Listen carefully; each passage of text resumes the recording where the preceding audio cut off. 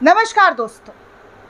मोदी जी के फोटोग्राफी के चक्कर में इतना बड़ा बवंडर हो जाएगा, इतना बड़ा बलंडर हो जाएगा, ये कभी नहीं सोचा था मैंने। वैसे तो हर बार होता है, लेकिन इस लेवल पर हो जाएगा कि महाराष्ट्र के लोग सड़कों पर उतर आएंगे, ऐसा कभी ना देखने सुनने को मिला होगा दोस्तों। क्योंकि आप सभी को पता है हमारे प्रधानमंत्री फ़ोटो खिंचवाने के कितने शौकीन हैं, किस कदर उनको फोटोग्राफी करवाने का क्रेज़ है। जहाँ जाते हैं कैमरा लेकर जाते हैं। पहले अपनी माताजी से भी मिलने जाते थे, तब भी 4 कैमरा लेकर जाते थे, तब भी उनको लेकर ज़बरदस्त तरीके से विपक्ष के नेता जो हैं ट्रोल करते थे। लेकिन अब इस हद तक प्रधानमंत्री फ़ोटो के चक्कर में ये सब करवा देंगे, ऐसा हो जाएगा, ये मैंने नहीं सोचा था दोस्तों। आपको पूरी जानकारी, पूरी खबर इस वीडियो में देने वाली हूँ। पूरी वीडियो को आखिर तक ज़रूर देखिएगा दोस्तों, क्योंकि बात महाराष्ट्र के आन बान शान की है। आप सभी को पता है कि हमारे देश में भ्रष्टाचार का बोलबाल किस तरीके से बढ़ता हुआ हर दिन नज़र आ रहा है।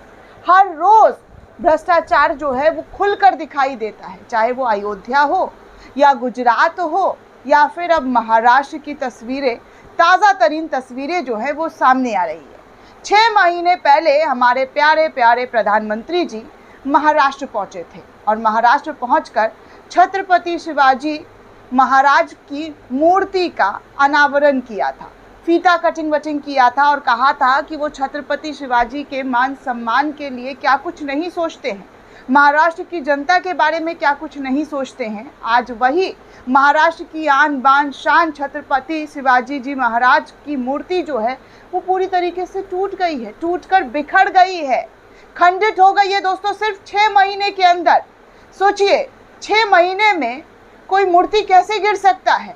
ऐसे तो आप बड़ी बड़ी बातें करते हैं, आप कहते हैं कि भ्रष्टाचारियों पर हम वार कर रहे हैं और ज़्यादा वार करेंगे, लेकिन ऐसा कैसा वार कर रहे हैं मोदी जी कि आपकी उद्घाटन की गई मूर्तियां टूट जा रही है, तखड़े तखड़े हो जा रही है। और ये वीडियो सोशल मीडिया पर ज़बरदस्त तरीके से वायरल हो रहा है। यहाँ तक कि महाराष्ट्र के बड़े एक्टर ने भी इस पूरे मामले को लेकर बहुत ही अफसोस जताया है।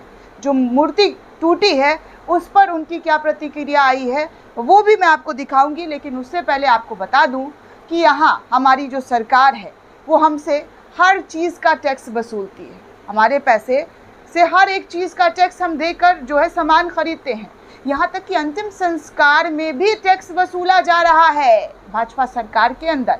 लेकिन अफसोस की बात, इन तमाम चीज़ों को नज़रअंदाज करने वाली सरकार पैसे तो भरपूर लेती है, जी हाँ, लेकिन जो शिलान्यास, जो आवरण, जो जनता के लगाए हुए पैसे का इस्तेमाल होता है वो किस तरीके से हो रहा है, ये सब आपके सामने है। आज महाराष्ट्र के लोगों का गुस्सा साफ तौर पर भड़कता हुआ नज़र आ रहा है। वो इतने ज़्यादा भड़क गए हैं दोस्तों कि वो गुस्सा कर रहे हैं और कह रहे हैं कि ये जो हुआ है बेहद गलत हुआ है, बेहद गलत। क्योंकि ऐसा अपमान आज तक कभी भी किसी भी, जी हाँ, कभी भी किसी भी जो कहते हैं ना कि भगवान का नहीं हुआ है, जिस तरीके से यहाँ देखने सुनने को मिल रहा है। महाराष्ट्र के लोगों के लिए छत्रपति शिवाजी महाराज एक भगवान की तरह है दोस्तों, उनकी पूजा करते हैं वो, और उसी मूर्ति के साथ ये सब हुआ है। दरअसल दोस्तों आपको बता दूं कि एबीपी न्यूज़ के हवाले से खबर आई है कि महाराष्ट्र के राजकोट ज़िले के स्थापित छत्रपति शिवाजी महाराज की प्रतिमा जो है वो गिर गई। ये प्रतिमा 4 दिसंबर 2023 को नौसेना दिवस के अवसर पर स्थापित किया गया था। इस प्रतिमा का अनावरण खुद हमारे माननीय प्रधानमंत्री नरेंद्र मोदी जी ने किया था। महाराष्ट्र के मुख्यमंत्री एकनाथ शिंदे ने इस प्रतिमा को गिरने की जो वजह है वो हवा बता दी है। वहाँ जल्द नई प्रतिमा स्थापित की जाएगी, ऐसा आश्वासन दे दिया है। लेकिन सबसे पहले मैं शिंदे जी आपसे पूछना चाहूँगी कि ऐसा कौन सा कागज़ का मूर्ति बना रहे थे, प्रतिमा बनवाया था, जो एक हवा की झोंके से गिर जा रही है। कमाल की बात है, कमाल की सफाई देते हैं आप लोग अपनी सरकार में हो रहे भ्रष्टाचार पर कैसे लीपापोती कर रहे हैं। कोई आप लोगों से सीखे। आप लोगों की राजनीति को तो दाद देना पड़ेगा कि आप लोग कुछ भी बोलकर अपने आप को बचाव कर लेते हैं। यही कोई विपक्षी शासित राज्यों में होता तो अभी हाय हंगामा हुआ होता, माइकें फट जाती स्टूडियो की और ना जाने क्या क्या सवाल दाग दिया जाता। लेकिन आप कह रहे हैं हवा से गिर गया।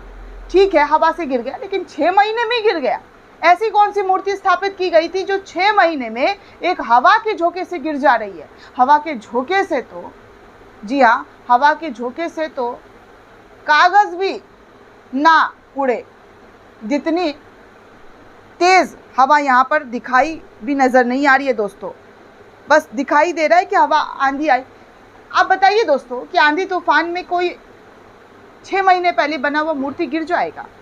आपको ऐसा लगता है? मुझे तो नहीं लगता है कि कोई मूर्ति जो है इतनी जल्दी टूटकर गिर सकता है, जब तक उसमें भ्रष्टाचार की बू ना आ रही हो। पैसे तो बहुत लगा देते हैं, नाम चमकाने के लिए अखबारों में बहुत सारे एडवर्टाइजमेंट, फोटो चिपक जाता है, हमने ये किया, हमने वो किया, लेकिन हो क्या रहा है? अब इस पर सबके मुंह में दही जम गया है, कोई कुछ नहीं कहेगा, सब चुप, सब खामोश। उनको नजर ही नहीं आ रहा है कि क्या हुआ है। सब लग गए हैं अपने आप को बचाने के लिए। हवा, आंधी, तूफान, बारिश सब पर फेंक देते हैं, लेकिन अपनी गलती कभी ये लोग एक्सेप्ट नहीं करते हैं। यही हाल इस देश के नेताओं का है। वो अपनी गलती कभी मानने को तैयार नहीं होते हैं कि उनकी तरफ से गलती हुई है, उन्होंने गलत किया है। बस स्टेटमेंट देकर कहा जाता है कि सब ठीक है, सब सही है। अब आगे आपको बता दूं दोस्तों कि इस पूरे मामले को लेकर कांग्रेस ने बीजेपी को घेरना शुरू कर दिया है। कांग्रेस की प्रवक्ता सुप्रिया श्रीनेट ने इस पूरे मामले को लेकर सोशल मीडिया पर ट्वीट करते हुए लिखा, छत्रपति शिवाजी महाराज की इस ध्वस्त प्रतिमा का हिस्सा तो महाराष्ट्र जल करेगा। बीजेपी और उनके भ्रष्टाचारी साथियों ने मराठा गौरव और देश के हृदय सम्राट को भी नहीं छोड़ा। इस प्रतिमा का अनावरण सिर्फ 9 महीने पहले 4 दिसंबर 2023 को नरेंद्र मोदी ने सिंधुदुर्ग महाराष्ट्र में किया था। देखिए, मोदी जी, देवेंद्र फडणवीस, एकनाथ शिंदे, राजनाथ सिंह, तमाम बीजेपी के बड़े लीडर जो हैं वो यहाँ पर नजर आ रहे हैं इस पूरी प्रतिमा का उद्घाटन करते हुए। महाराष्ट्र के और देश के जाने माने एक्टर जो हैं रितेश देशमुख ने भी इस पूरे मामले पर अपनी प्रतिक्रिया देते हुए लिखा, राजे माफ़ करा, छत्रपति शिवाजी महाराज जो है वो माफ़ करा। उन्होंने कहा कि गलती हो गई, ऐसा जो है हम ये सब कुछ देख रहे हैं आपके साथ होता हुआ। तो इस चीज़ को लेकर जो है वो अपनी बात रखते हुए नज़र आ रहे हैं। वहीं देखिए, आपको बता दूं कि अंतिम संस्कार पर भी जीएसटी लगता है। सब, हर एक चीज़ पर जीएसटी टैक्स लिया जाता है। ये बात भी कांग्रेस की तरफ से बताया जा रहा है और आपको भी पता होगा कि हर एक चीज़ पर हमसे टैक्स वसूली की जाती है, लेकिन उसका उपयोग कहाँ हो रहा है, कैसे हो रहा है, आपके सामने है। बड़ी बड़ी प्रतिमाओं को लगा दिया जाता है, स्लोगन्स लगा दिए जाते हैं, नारा दिलवा दिया जाता है, लेकिन आखिर में एंड द टाइम क्या होता है?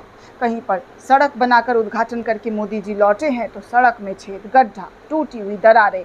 कहीं पर जो है मंदिर बनवा दिया है, भव्य मंदिर, और नाम ले रहे हैं, अपना क्रेडिट ले रहे हैं कि हमने करवाया, लेकिन उस मंदिर के अंदर भी पानी टपक रहा है। नए संसद भवन में, वो भी आपने देखा कि संसद भवन में हज़ारों करोड़ रुपए खर्च कर दिए गए, फूंक दिए गए। कोरोना के टाइम पर भी काम बंद नहीं हुआ था, लेकिन वहाँ पर भी पानी टपकता हुआ नज़र आ रहा था। तो सब कुछ नज़र आ रहा है दोस्तों, एक एक करके कि क्या हो रहा है इस देश में। भ्रष्टाचार पर वार करने वाले प्रधानमंत्री के शासन में किस तरीके से भ्रष्टाचार का पोल बार बार खुल रहा है। दोस्तों, इस पूरे रिपोर्ट को लेकर आप क्या सोचते हैं, आपकी क्या प्रतिक्रिया है, हमें कमेंट करके ज़रूर बताइएगा। साथ ही साथ अगर आपने अब तक चैनल को सब्सक्राइब नहीं किया है तो जल्दी से चैनल को सब्सक्राइब करें। धन्यवाद दोस्तों।